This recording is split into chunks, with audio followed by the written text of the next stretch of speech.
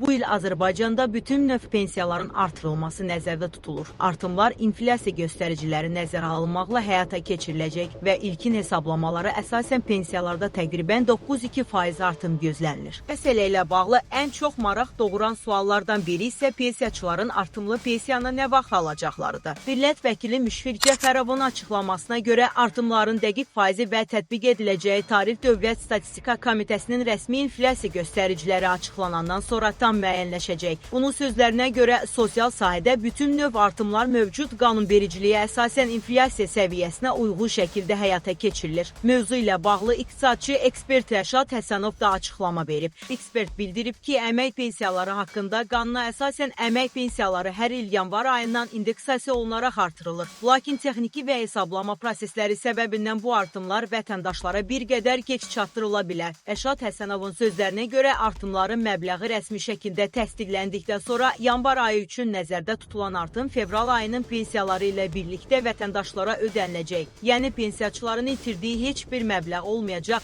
və bütün artımlar geriyə dönük şəkildə hesablanacaq. Qeyd edək ki, pensiyaların artırılması sosial rifahın yaxşılaşdırılması məqsədi daşıyır və hökumət tərəfindən hər il inflyasiya göstəriciləri nəzərə alınmaqla həyata keçirilir. Bu ildə analoji yanaşmanın tətbiq olunacağı gözlənilir. Mövzu ilə bağlı rəsmi qərarlar və dəqiq tarixlər açıqlanan kimi yenilikləri sizə operativ şəkildə çatdıracağıq.